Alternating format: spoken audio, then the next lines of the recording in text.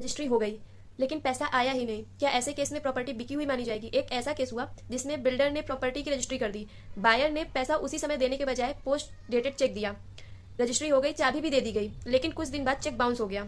अब बिल्डर के पास ना पैसा और प्रॉपर्टी भी बायर के नाम। सबसे पहले लीगल पॉइंट समझते हैं। रजिस्ट्रेशन एक्ट 1908 और ट्रांसफर ऑफ प्रॉपर्टी एक्ट 1982, इन दोनों कानूनों में कहीं भी ये नहीं लिखा कि रजिस्ट्री के समय पूरा पैसा देना उसी टाइम जरूरी है। इसलिए सब रजिस्ट्रार रजिस्ट्री रोकता नहीं है और रजिस्ट्री कानूनी रूप से वैलिड मानी जाती है। जैसे ही रजिस्ट्री होती है, ओनरशिप बायर के नाम ट्रांसफर हो जाती है। सेल डीड में लिखा होता है कि पेमेंट पूरी हो चुकी है, चाहे असल में पेमेंट पूरी हुई हो या ना हुई हो, कानून यह मान लेता है कि पेमेंट पूरी हो चुकी है। क्वेश्चन आता है कि अगर पीडीसी चेक बाउंस हो जाए तो क्या रजिस्ट्री कैंसिल हो जाती है? तो नहीं, रजिस्ट्री अपने आप कैंसिल नहीं होती। अब इस केस में बायर क्या कर सकता है?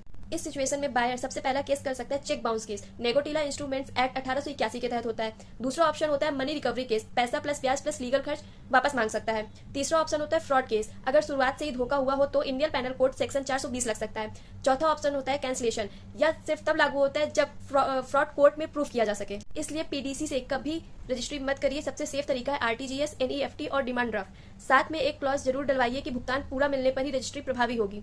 पीडीसी से रजिस्ट्री वैलिड तो है, लेकिन सबसे खतरनाक भी यही है।